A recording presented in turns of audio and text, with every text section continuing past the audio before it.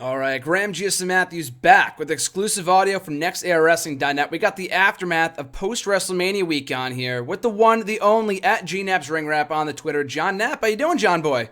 I'm doing great, Craig. Great to be back here, man. I'm excited. I know, so am I. I only saw a couple weeks ago, only mere weeks ago, and we were going to have you on Wrestle Rant Radio. I know it didn't work out, but we're having you on the audio today. We're having you on the show here today to talk everything about WrestleMania, TakeOver, Raw, everything. Because I know you really wanted to talk about it, so this is exclusive audio, like I said. I apologize about missing WrestleMania Radio on Tuesday. Story for everyone listening. My phone was stolen out of my grasp on Tuesday morning about. And so I had no way of contacting Graham. We were really frantic searching for it. But we got this exclusive podcast set up, and we are going to talk everything post-WrestleMania. Let's get it. So when you say it was stolen out of your grasp, you were standing there and someone literally took it from you? That was just a little bit of exaggeration right there. I was actually just not attentive enough to it. I left it on a cafeteria table. I went to go get some food, and I came back and it was gone. Oh, okay. It's partly my fault, partly the world's fault.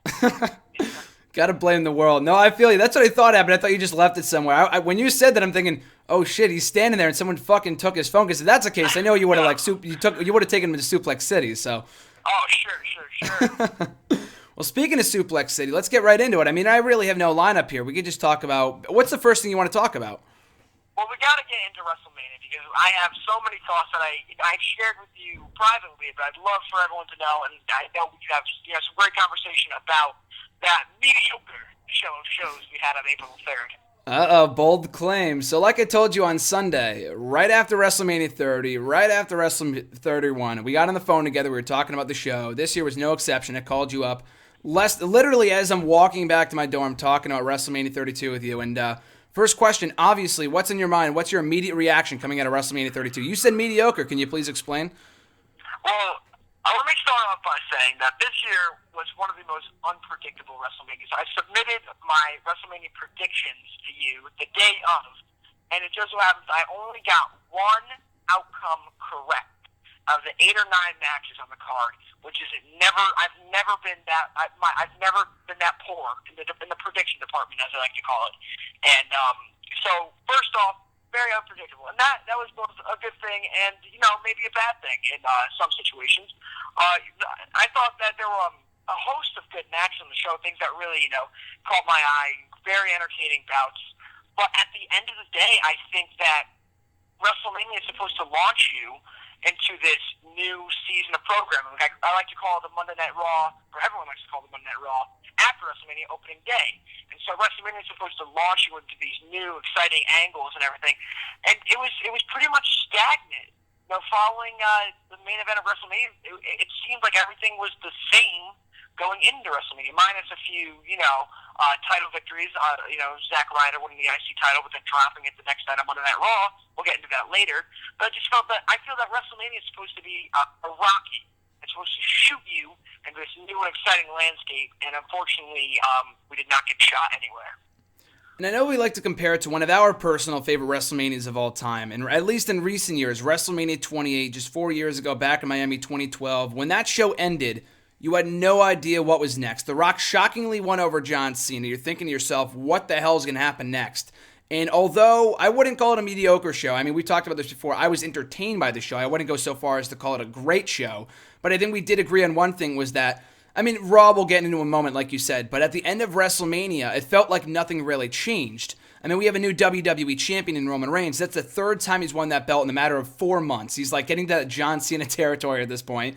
The Authority is still intact. They're still in power. The Undertaker's still wrestling. Nothing's really changed. Brock Lesnar reigned supreme over Dean Ambrose in a pretty disappointing match in many people's eyes. So, do you feel that Raw did a much better job of launching us into the future, as you said, as opposed to WrestleMania? At least Monday Night Raw gave us a clear direction. I don't know that, other than, of course, all the NXT call-ups, AJ Styles winning the main event of Monday Night Raw and becoming the number one contender for Roman Reigns' WWE World Heavyweight Championship.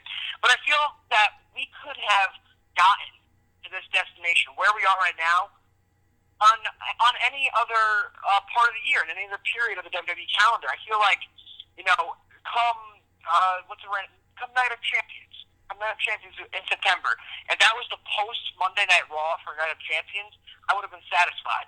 But I feel as though, despite all of the NXT call-ups and the great main event that we had on Monday Night Raw, we're just staying the course of a Roman Reigns WWE Championship run.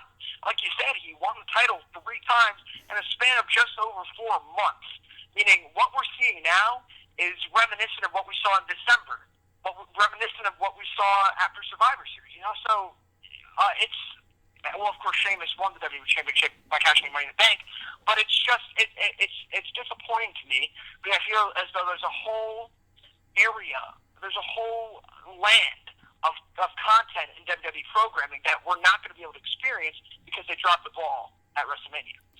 I need to get your opinion on this because I don't believe what many other people are calling one of the worst WrestleMania main events of all time, not even in recent years, of all time. And I'm not going to say that it was a great match. I enjoyed it for what it was. That's not saying much. I thought it was a decent match.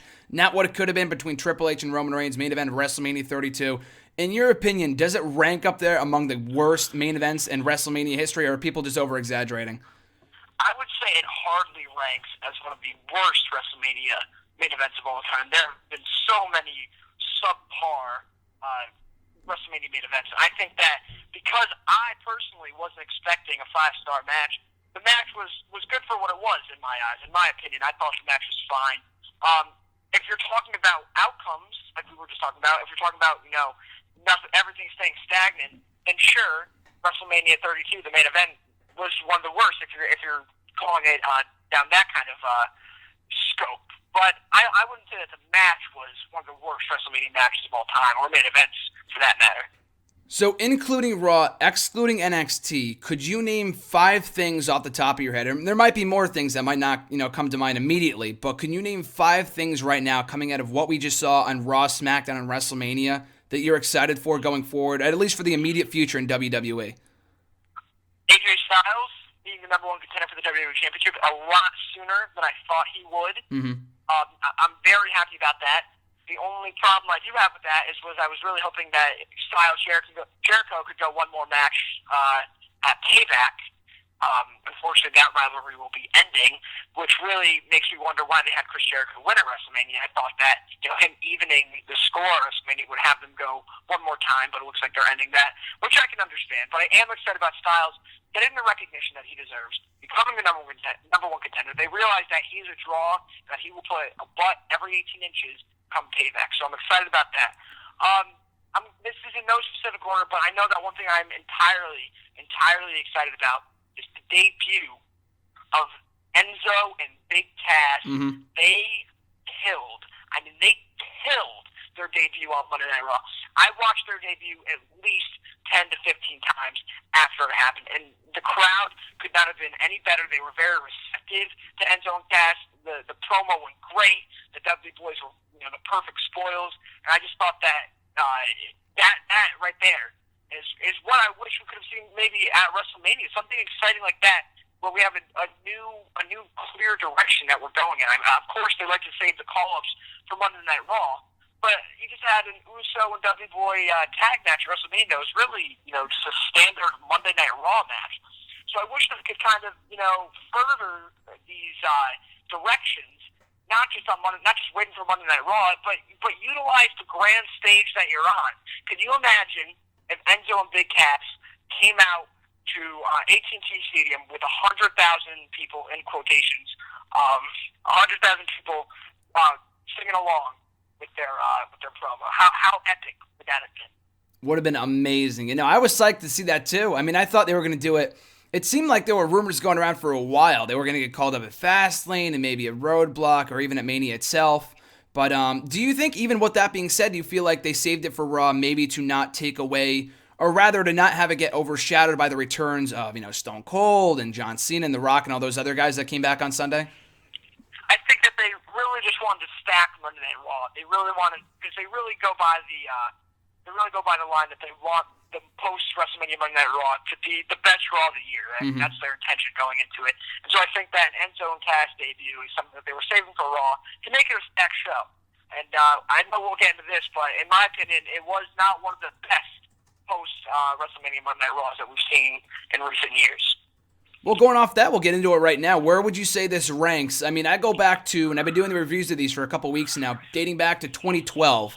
I mean, the post-WrestleMania Raws, you can go back to 1996, when Mankind debuted one night removed from WrestleMania. So this has been, a tradition for a long time now. But specifically since 2012 when Brock Lesnar came back, the post-WrestleMania Raws, as you said, have always been exciting.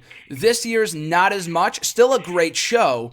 Maybe just not as, compared to the other installments from past years. So let's go back here from 2012, 2013, 2014, 2015, and 2016. 5 episodes right there. I mean, you can't break down every single one of them in depth, but where would you say this ranks among the past installments of post-WrestleMania Raws? Well, let me just say off the bat that my favorite post-Raw WrestleMania of all time, my favorite Monday Night Raw of all time, took place on April 8th, 2013, after WrestleMania 29. And I thought that post-WrestleMania Monday Night Raw was phenomenal, specifically because that WrestleMania was not. That WrestleMania was actually one of the worst, in my opinion. Mm-hmm. And so the fact that they delivered what they did on the Monday Night Raw after that, I thought it just made the show that much better. You got to put, after that, I'd put up 2012, right after WrestleMania 28, you got Brock Lesnar returning. That moment alone. No one ever thought we'd see Brock Lesnar back in WWE. 4 years later, he's, wrestling a lot more frequently than he has in years past. But Brock Lesnar returning made the post-WrestleMania 28 Monday Night Raw one of the greatest of all time. Mm-hmm. Then you get into, I'd say, WrestleMania 30. We saw the debut of Paige, which was like the inaugural NXT call-up, really. I mean, for the post-Monday Night Raw, for the post-WrestleMania Monday Night Raw. So she really started the tradition of, bringing the talent up from NXT after WrestleMania. And then you have, of course, the Shield turning babyface that night, Daniel Bryan being the WWE World Heavyweight Champion. Mm-hmm. And then I would say that my love for the post-WrestleMania Monday Night Raw kind of started declining last year, 2015. Although it was a great show, you can't say any of these shows were not great, but I think that WrestleMania 31 I think it could have been a lot more than what it was. We saw call-ups like Neville, we saw the Lucha Dragons, we saw Brock Lesnar and Seth Rollins tease a rematch on Monday Night Raw that never came into fruition. But I didn't think that was one of the better installments, and I put last night as probably the worst post-WrestleMania Monday Night Raw. Still a great show in and of itself. I apologize. This past Monday. Oh yeah, of course. I mean, you look at it on the grand scale. I mean, we got a great main event. We had a couple of call-ups, or a number of call-ups, and I guess I should ask you this too. I mean, I thought the call-ups and where they kind of divided them out and had people get called up over this past week, they kind of, spread it out very nicely. I mean, at WrestleMania, we had Baron Corbin win the Andre the Giant Memorial Battle Royal, and he was on Raw and whatever, on SmackDown too. So he debuted at WrestleMania. On Raw, it was Enzo and Cass and Apollo Crews make their main roster debuts. And then on SmackDown, we got the Vaudevillians. So out of those guys, and not really, I mean, Sami Zayn's relatively new too, so I guess I'll throw him in there too. But if you say Sami Zayn, then other than Sami Zayn, who of those call-ups, Apollo Crews, Enzo and Cass, Baron Corbin, Vaudevillains, and Sami Zayn, are you most excited for going forward? I guess I have a feeling because you just kind of talked about them, but who of those people are you most excited for going forward? And who do you feel is going to flop too? Well, let me just say that I do believe there is such thing as too many call-ups. We got a lot of talent coming up from NXT on Monday night, and I'm scared that because they came up in such great numbers, that they might not be in the best environment to succeed. I mean, Apollo Crews is a once-in-a-lifetime talent, and on Monday Night Raw, he got a meh reaction. People were excited to see him, but I mean, he is phenomenal. I'm scared that he might get lost in the shuffle early on his main roster debut. I hope that they have something planned for him early, and the most important thing to having something planned for an NXT call-up is having something planned after what you have planned for them. Having Tyler Breeze debut later last year was great, but because he went against Dolph Ziggler in the rivalry that everyone wanted to see, and then having nothing for him after that rivalry with Dolph Ziggler is what really killed his career.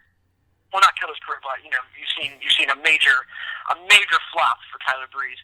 But I'm very excited about Enzo and Cass, like you alluded to.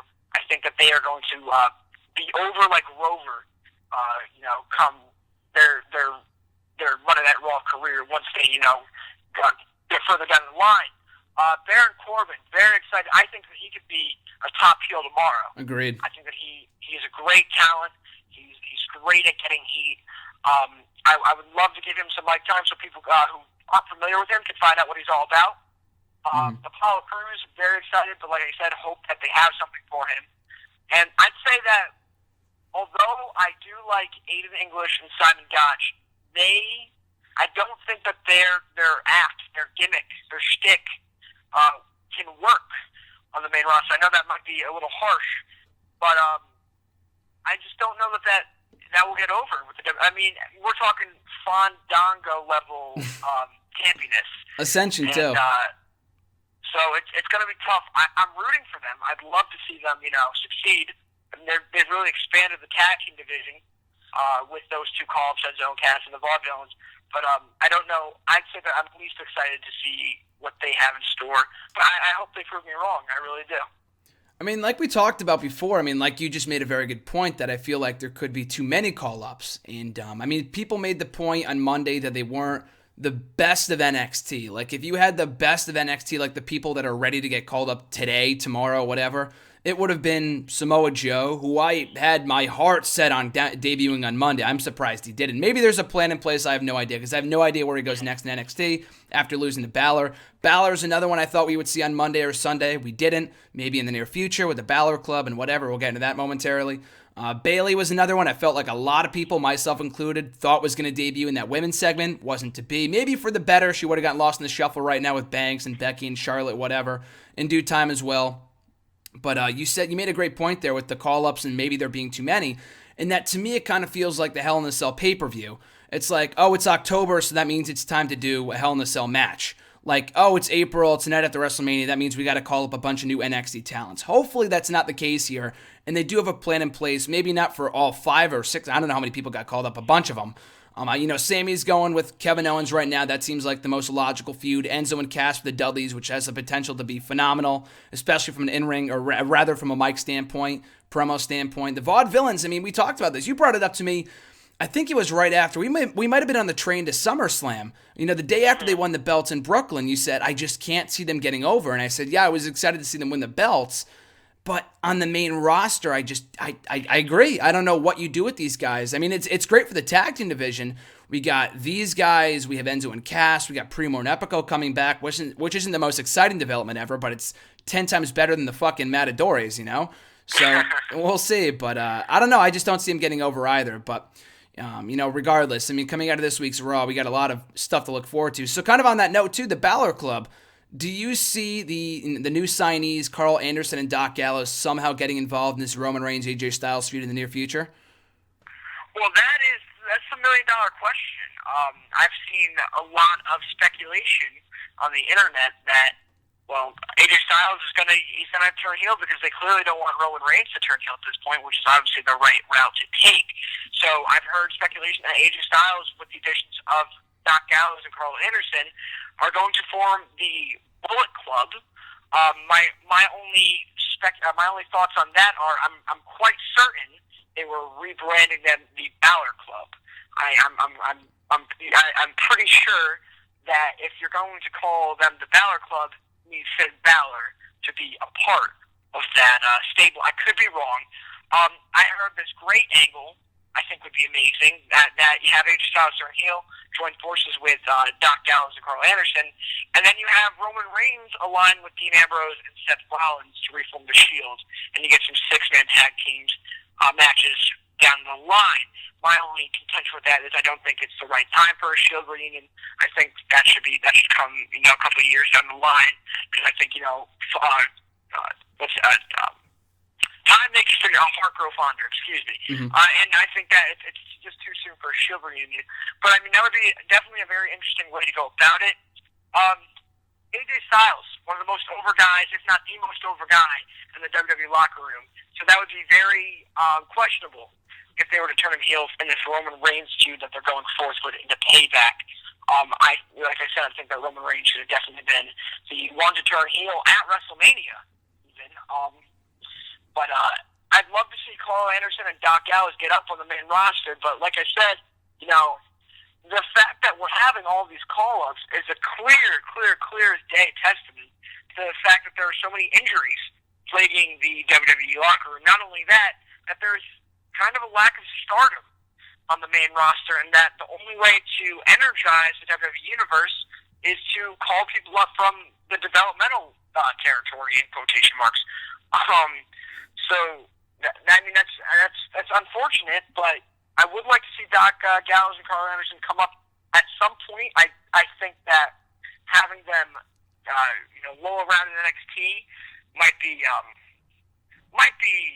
too demeaning. I don't want to say demeaning, but because NXT is a great promotion. Mm-hmm.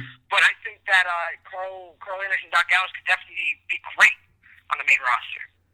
Yeah, I think their place is on Raw and SmackDown just because I feel like they wouldn't have had them backstage last week because, obviously they didn't appear on the show, but they were backstage for WrestleMania, for Raw on Monday in Dallas, so it seems like the plans are in place to get them called up. Not even called up, they're not going into NXT. Maybe they will, but I feel like if there were plans in place to have them debut alongside Balor in NXT anyway, I feel like they would have done that at TakeOver, at the end or something. Like, have them help Balor win. Like, it makes no sense to do it at an NXT TV taping because I don't even know when that's going to be. So, the main roster makes the most sense. Balor could always debut on Raw as NXT champion. Hasn't been, it's happened many times before with Rollins, Big E, Kevin Owens obviously last year, so it wouldn't be the first time, won't be the last. But, and we talked about it a few weeks ago when I saw you, I was sitting in your living room when you broke the news to me, and I didn't believe you. I love you, brother, but I couldn't believe it. I thought you were pulling my chain. You said AJ Styles has potentially signed, or not signed, or at least might be coming to WWE. And fast forward a couple weeks, he debuts at the Rumble. Couldn't believe my eyes. What have been your thoughts in the phenomenal one in WWE thus far? AJ Styles has been booked better than anyone I can remember in the last couple of years. He's being portrayed perfectly. He is acrobatic in the ring, but he's getting mic time. Not too much mic time that would become tired of him, so quickly. I think that his rivalry with Chris Jericho was one of the best rivalries I've seen in a long time. Mm-hmm. I'm very happy with the outcome of that. Like I said, I'd love to see them go one more time for Styles Jericho 5 at Payback, maybe an I Quit match. But Styles is the new number one contender for the WWE World Heavyweight Championship, and I never expected that for a second. Even when I found out that he had signed with WWE, I never expected him to this quickly be in the main event picture in WWE. Do you think it's possible that we see him win the World Championship in the very near future, or do you feel like he's just a filler feud for Roman Reigns during his first reign, or rather his first opponent as champion? Unfortunately, I'm going to have to go with the latter. I feel as though he is just a filler for their guy. They are investing all their chips. They're putting all their chips down on Roman Reigns. So as much as AJ Styles is a draw, as much merch as he's selling at live events and at TV tapings, they're going with Roman Reigns. That's their guy. That's who they want to represent the company. And I'm not saying that you should cross off an AJ Styles World Championship reign off the list of possibilities, but maybe down the line one day. But I think for now, Roman Reigns is going to go through AJ Styles on his championship reign. I was thinking yesterday, WrestleMania 33, which we're hoping to go to next year, is in Orlando. And then I'm like, oh shit, it's in Orlando. Like that, I feel like to me that would be the best place to not only have AJ Styles in the championship picture, but to win the World Championship. And someone asked me just yesterday, what match would you like to see AJ Styles wrestling at WrestleMania 33 in Orlando? And I said, versus John Cena for the belt. Like you said, he's the most over, or one of the most over guys in the company right now. So it wouldn't surprise me if they put the belt on him in the next couple of months. But waiting and doing that chase and holding off until Orlando, the backyard of where he made his name in TNA for over 10 years, that to me would be the ultimate opportunity to give Styles his first reign as world champion. I agree with you. I really do. Obviously, AJ Styles versus John Cena is a once-in-a-lifetime match compared to Ric Flair, Hulk Hogan, and a John Jargon that I wrote for you. But that match has to happen. I can only see it happening at WrestleMania, so what better place to do in Orlando next year on April the 2nd. Mm-hmm. So I think that could be a great money matchup. I'm just scared that, if you look at guys like Kevin Owens, when he debuted, what was everyone talking about? oh, we're going to see Kevin Owens, Brock Lesnar, we're going to see Kevin Owens with the WWE World Heavyweight Championship. I mean, we're just about a year shy of his debut, when he debuted, or a year removed from when he debuted, and I wouldn't say that he has flopped. I think that he's one of the most successful NXT call-ups ever, but he's not where we pictured he would be a year away. And so I hope that they don't flounder, they don't squander, AJ Styles' potential to be one of the biggest names in WWE history. I mean, if you're just banking on him winning the strap at WrestleMania 33, you better have something great planned for him, April through March, for the next year. Mm-hmm. Do you think, even at that, I mean, we talked about this a little bit, last week, right after WrestleMania, that going back to Roman Reigns here for a second, that it looks like AJ's his first filler feud, and we talked before Monday Night Raw, but it looks like it might be his first filler feud as champion, which is strange because, I mean, not really at the same time, just because if they want to build Roman up as a babyface champion, and obviously people aren't getting behind him as officials probably would have hoped or liked, and there's no, strong heels right now. I mean, I assume my line of thinking is that we will get Triple H Reigns 2 at Payback. Not what I want to see, because it feels weird to me they have yet to announce Styles and Reigns for Payback. There's no image of it. Usually right after one of those number one contenders matches, they put up the visual, the graphic, whatever, for the pay-per-view coming May 1st at Payback. We have yet to see that, so I feel like we might get it on Raw, which would be a waste, but we'll see. At the same time, though, do you feel like Roman Reigns' immediate future as world champion, what opponents could he go up against? That there's not many strong heels, that he could face right now. Well, like you said, there's not a lot of heels, or over heels for that matter, on the WWE main roster, and I think that is, just a testament to the fact that they've lost, the heel, Seth Rollins. In November, he tore his knee apart, basically, tearing his ACL, MCL, all of that. And I mean, right now, had he been on the WrestleMania card, if he were here right now, he would not be in that position, because we know that he is the guy.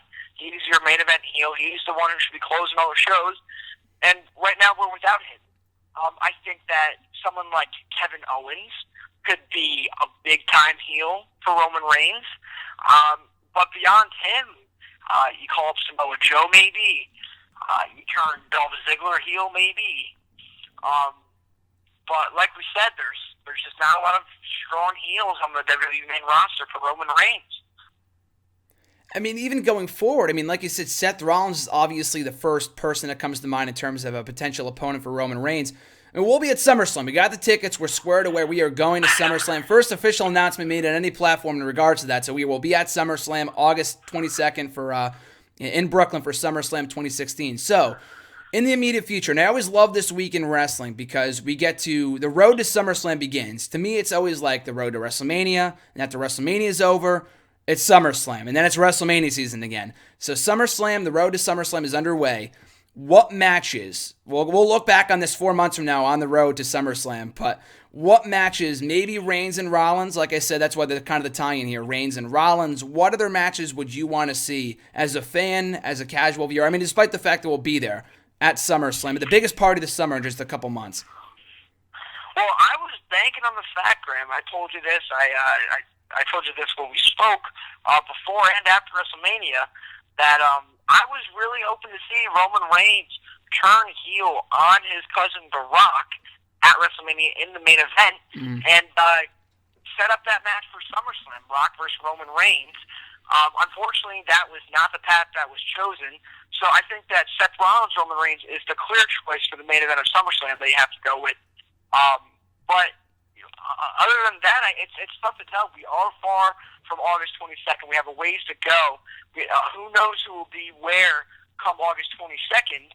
But I think that talents like Brock Lesnar, AJ Styles, hopefully the Bullet Club is in full force at that point. And obviously Dean Ambrose. It could be a very special card, but I think it's just a little too early to tell right now. Even if he doesn't face Roman Reigns, do you think we could see The Rock in action at SummerSlam for the first time, I believe, since 2002? I mean, to me, that is a WrestleMania matchup right there. Although it would be cool because it would be the 14th anniversary of the initial match. all I need is a motivation. I don't need The Rock to just come back and say, "Hey, Rock, I'm fighting you." I need a clear motivation. Maybe Brock Lesnar destroys Roman Reigns on an episode of Monday Night Raw. The Rock comes out to save him. But then you get into the territory of, why does Roman Reigns always need saving from his cousin? And that just makes him look weak in the process. But that match would definitely sell a lot of tickets. But I think if you're going to go with Roman Reigns as your top babyface, if that's the route you want to take, then you have to find some way to make Seth Rollins a heel when he returns, which in my opinion will be very hard to do. Mm-hmm. We discussed this. Seth Rollins, he's going to get a Triple H-esque pop when he returns. I mean, I'm referring to 2002 January, Madison Square Garden, when Triple H returned from his quad tear. I mean, Seth Rollins is desperately missed at this point. The entire WWE universe is going to go insane when his music hits, and so it's going to be tough to have Seth Rollins, Roman Reigns, heel versus babyface, especially when Roman Reigns is not a beloved babyface. He, in fact, is the symbolic heel. If you're going to have Seth Rollins turn heel and you're going to keep Roman Reigns a babyface, there aren't many ways you can do that. I've thought of only one clear way right now, as of right now, to make Seth Rollins regain his heel heat, and that would be to attack AJ Styles at some point. And I talked about this because AJ Styles is arguably the most over person in the company right now, Mm-hmm. and anyone who attacks AJ Styles is going to get booed. If he attacks Roman Reigns to set up a match at SummerSlam, he's going to get cheered, and you don't want that. You do want a poor build to the match because Roman Reigns isn't taken seriously. Mm-hmm. But the unfortunate part is, if you have Rollins attack AJ Styles when he returns this June, that's when I believe Rollins will be back in the ring, then you're only a couple of months away from SummerSlam, and then AJ Styles Seth Rollins rivalry is too good just to pass off for a one-time pay-per-view. And that should be a spread, a Seth Rollins AJ Styles rivalry. That should be spread over 3 to 4 months, kind of like how AJ Styles Chris Jericho was. So it's going to be tough if you want to keep Roman Reigns a babyface and have him go against the heel Seth Rollins at SummerSlam. There's not a lot of ways that you can make that happen. Styles and Rollins as a match sounds super sexy on paper, but I do agree with you. I mean, as great as that would be to see in person, that's a feud that should be stretched out over the period of a couple months and not just given away as a one-off match on a pay-per-view, especially even if it was SummerSlam. But at the same time, if he doesn't go one-on-one with AJ, I mean, like you said, he would have to attack him, and that's really the only way they would be able to keep him heel if that's the route they're going. But at the same time, if they have Rollins come back and he doesn't face AJ, or I feel like Roman Reigns is the first opponent he's going to go up against, and I feel like they might do that at Battleground or whatever, do you think we could see Rollins and Triple H at SummerSlam and kind of finish off that feud that we kind of almost got before he got hurt in November? I mean, I think that is a money rivalry right there, and I think that would be great, but that is a slow-burning rivalry that needs to occur. I mean, you can't just, of course the seeds have already been planted, and you could capitalize off those seeds that you planted, but I'd rather have, if Rollins is to return as a heel, I'd rather have him kind of align with the Authority once again, and then down the line have him break off. Not Randy Orton-esque, not have Rollins return as a babyface, and then align with the Authority, and then feud with Triple H on the line. Yeah. I'm speaking of when Randy Orton returned last year at Fastlane. I'm saying you have Rollins return, make him a heel, put him back with the Authority, and then just down the line you have Rollins versus Triple H, because that could be a WrestleMania, not even personally, I mean, that could definitely be a WrestleMania match right there. That could sell thousands of tickets. I think we're booking, my plan was to book SummerSlam, but I think you're starting to book WrestleMania here too. I'm sorry. No, it's a good thing. You got Rock and Brock potentially. You got Rollins and Triple H. I mean, let's do it right now. I mean, what other matches a year from now? I mean, not even talking SummerSlam. What matches do you think we could see at WrestleMania? Like I said, AJ maybe going for the belt in Orlando would be amazing. Do you think we could see Cena Taker finally at WrestleMania next year? Oh my gosh. Well, Cena Taker is a must. Yeah. But AJ Styles Cena is also a must. Mm-hmm. So I don't know how you quote. I mean, obviously Taker's on his way out. I mean, he's older, up there in years compared to AJ Styles. So I think Cena Taker is a priority. for next year's WrestleMania. We spoke about Rock Brock. That would be awesome. Rollins, Triple H would be awesome. Then you go Roman Reigns, Dean Ambrose, brother versus brother. I think it would be great if you don't do that sooner. Mm-hmm. You can do. Hopefully, my goal is that Cesaro is a top main eventer at some point in the near future. So even if they had Cesaro Styles for the belt, I mean, that could be very cool to see. I mean, it'd be an amazing match. The question is, can Cesaro be portrayed as a top star? But I think that AJ Styles could main event WrestleMania tomorrow. WrestleMania tomorrow, I think right now he would be ready. And after his performance with Chris Jericho in Dallas, I thought that was the male match of the night. I think the females really stole the show at Mania. But I thought that Styles Jericho was the male match. I think that Styles could main event WrestleMania tomorrow. So if him and Cesaro were to go one-on-one for the strap in Orlando, I would not be mad about that. Of course, you got to figure in guys like Kevin Owens, who's he is a priority when booking long term. You got to keep Kevin Owens relevant. And then one of the most I don't know how to describe it. I'm so disgusted. One of the most underutilized or poorly utilized talents in the locker room, Bray Wyatt. You have to do something with him. You have to rejuvenate his career in some capacity. Your thoughts on what happened on Sunday between the Eater of Hot Pockets, as Rock called him, and The Rock at WrestleMania? I mean, you can also kind of include the babyface turn that we saw on Monday, but I told you on Sunday, like, the only thing I would do with them is turn them babyface, and apparently we got that on Monday, but it's not like a complete 180, like, oh, they're saved, they're going to be fine. Like, no, they've been buried. We use that term, we do not use that term loosely, ever, but they have been buried over the last 2 years. These are the same guys that fucking lost to Ryback, Kane, and Big Show, and then weren't at WrestleMania. We're not even on the card. Zack Ryder was, Sin Cara was, but he wasn't. Tatanka wrestled the match at WrestleMania. The Wyatt family didn't. So, I mean, like I said, they were healthy scratches. They were healthy scratches. Yeah. At a time when everyone else is basically hurt, you got these three healthy guys, with the exception of Luke Harper, but you could have done Bray versus someone else one-on-one, and they didn't do it. But like I said, I enjoyed the segment. I wasn't surprised they buried the Wyatt family just because they went on. It's been going on for so long, but I know you were very, very mad about more of that than anything else at WrestleMania. So your thoughts on that segment from Mania last week? That was the Mania killer for me. The Mania ended. The madness ended after that segment. I was completely uncaring of the main event after that point, because I think that The Rock did what The Rock does best, and he made a joke of the Wyatt family. I mean, I've always enjoyed the Wyatt family. I always thought that they were a priority when it comes to booking. I always thought that they should be dealt with care, and WWE's not proven that sentiment is mutual over the past couple of months, even the past couple of years. I mean, going back to barring his one-off match with Ryback at what was that, Payback 2015? Yep. What was the last rivalry that Bray Wyatt won? Oh, Dean Ambrose, maybe? Dean Ambrose. And he demolished Dean Ambrose. And what I thought was a very poorly booked rivalry. I mean, Bray Wyatt beat him at every turn, just made Dean Ambrose look weak as hell. But that was the last rivalry he won, and that started at Hell in a Cell 2014. Yep. Ended in an ambulance match on Monday Night Raw in early 2015. And that was the last time Bray Wyatt left the rivalry successfully. He battled with The Undertaker at WrestleMania 31, lost. That one-off match with Ryback, oh my God, he beat Ryback, he's safe. No. Then he went into a feud with Roman Reigns, lost. And back with The Undertaker, lost. Healthy scratch from WrestleMania.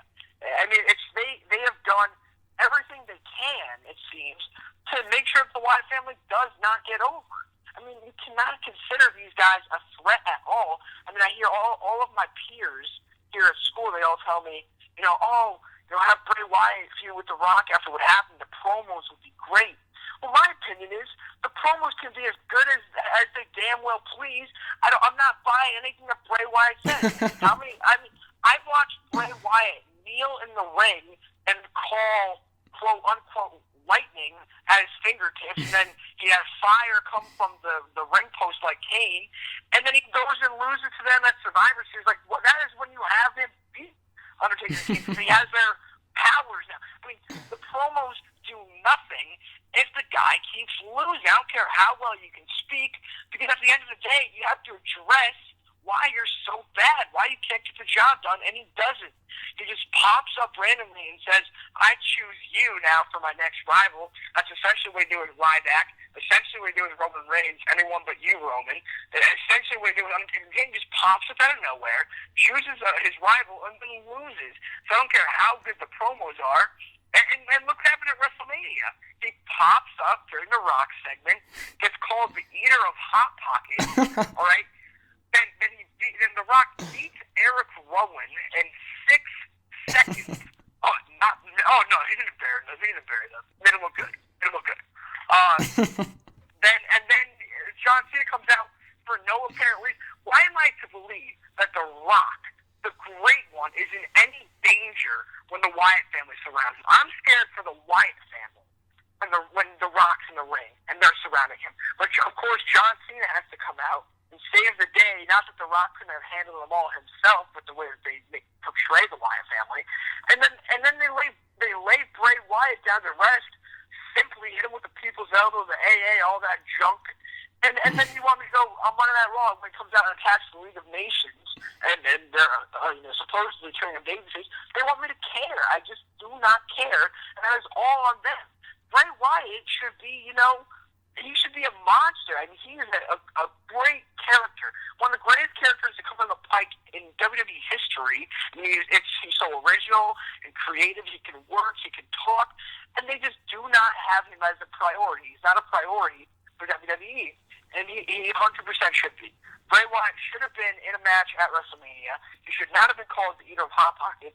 And I should care a lot more that he's turning babyface now. But I don't. I literally don't. Now, I know the point for you, like the emotion you felt in 2014 when Cena buried the Wyatt family with Big Show and Mark Henry. Yep. I believe it was the August 26th, Monday Night Raw. Worst episode of Raw of the year, yes. That was when you lost all hope for them. But I was still hopeful. I still held out hope. Mm-hmm. Just right now, at this point in 2016, I'm done. I'm done caring. They have to have Bray Wyatt pin Cena, Lesnar, Taker, The Rock, and Sting, and Andre Giant back from the dead for me to care about Bray Wyatt. I feel like, I've said this a million times over the last couple of weeks, but they really should have just gone to the Wyatt Family League of Nations at Mania. I feel like no one has cared about the League of Nations since day one, but like you said, he just starts feuds out of nowhere that make zero sense. There's just no continuity at all. It's completely illogical. But they did have that one-off segment on Raw, like right before TLC, I think. So if they went with that going into WrestleMania season instead of New Day and League of Nations for no rhyme or reason, which was a complete waste of time, and they did that, maybe there was a chance I would have cared. But like you said, at this point, I can't get excited about it. We'll see. And putting a group that no one cares about in League of Nations against another group that a lot of people are stopping, don't really care about as much anymore in the Wyatt family against each other, that's not going to result in a positive. People just won't care. So we'll see. But I got to get going. No, go ahead. Before we move on, I got one more point to make. I've seen people say that The Rock and Cena teaming up against the Wyatt family, putting them to rest, walking out, raising each other's hands.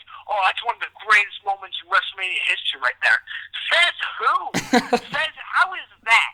How is that one of the greatest moments in WrestleMania history? That we've already had that visual. A la WrestleMania 29, MetLife Stadium, John Cena and The Rock raising each other's hands on the stage. So how is this any different from that? Oh, they just buried 3 supposed monsters in a matter in less than a couple minutes. So I don't know how you can call that one of the greatest moments in WrestleMania history. I thought that was one of the most embarrassing moments in WrestleMania history. That reminded me when Cena came out for apparently no good reason. We have to remember, we all know that in a shoot, Cena and Rock have become good friends over the past years. But what in God's name is John Cena's motivation for coming out and saving The Rock? In kayfabe and in real life, he's cleared to compete, but we didn't see him on Monday Night Raw. So he's technically not an active competitor.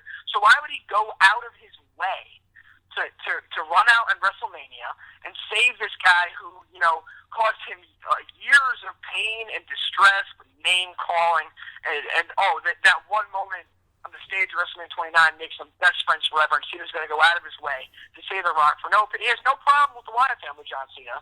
I mean, they haven't crossed paths in 2 years now, but yeah, now Cena and Rock are best friends. It's one of the greatest moments in WrestleMania history because they were in the same ring. I mean, that reminded me of like Hulk Hogan running out our WrestleMania 29, or WrestleMania 9, excuse me, and just inserting himself in the match for no reason. Like Bret Hart should have won the title and just give that. That's what that reminded me of. Hogan is running out for no reason. Cena just runs out for no reason, saves the day, and then it's one of the greatest moments in WrestleMania history. That's a great comparison. I didn't even think about that. You know, a la Hogan, Yokozuna, and Bret Hart from WrestleMania 9, and I would say that was the worst WrestleMania ending of all time. So thankfully this was not the close of the show, and it was just right before the main event. But then again, maybe it should have been the main event because the main event wasn't great, whatever. But anyway, I don't think there could have been a better way to close out this little exclusive episode audio than with that rant. I could not agree more. And hopefully we can look back on this as a turning point for the Wyatt family. I doubt it. I want to be optimistic, but we'll see. But before we close it out here, John, any more rambling thoughts in the world of wrestling before we close it out? Yeah, Bobby Roode 2016. Strap yourselves in. It's time for the It Factor to hit WWE. Yes. Like a train. Yes. Off the chain, baby. Bobby Roode and NXT. I know we were talking about NXT TakeOver briefly last week, and that was one of the highlights for me. I mean, I've been a big Bobby Roode fan for a long time, and I'm excited to see. So, on that note, before we go off the air, any feuds? I mean, what would you do with Bobby Roode? And if you were in charge of NXT, what's the first thing that you would do with him? If I was in charge of Bobby Roode, well, considering a lot of the talent just got called up, you can't give him to Baron Corbin, which would be my first move because Baron Corbin's kind of like that measuring stick. Mm-hmm. You know, you have to get to Baron Corbin to start off his career. But I'd love to see Bobby Roode, Joe. I don't know. If they're going to keep Joe down in NXT a little bit longer, Bobby Roode, Joe would be great. Mm-hmm. Tell Bobby Roode, Austin Aries. Yes. Bobby Roode, Finn Balor. I mean, Bobby Roode, Nakamura. They have so many routes they can go, which is exactly why NXT, I think, won WrestleMania weekend because there are so many routes to go, unlike WWE. And quick question, was Nakamura Sami Zayn to you the best match that you have seen all year thus far? That is the match of the year thus far. That match was amazing. One of the greatest matches I've seen as a wrestling fan. I was so proud to watch that match. Fight Forever was my favorite chant. Probably will be my favorite chant for a while now. Fight Forever. I mean, that was a phenomenal match. Great way to send Sami Zayn off to the main roster. And Shinsuke Nakamura has a great future on the black and yellow brand.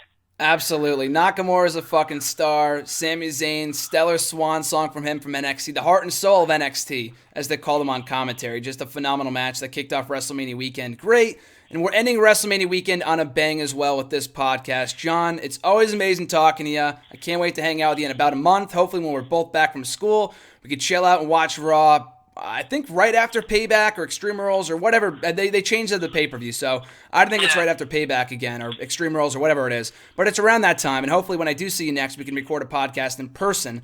But until then, where can the people find you on the socials and whatnot?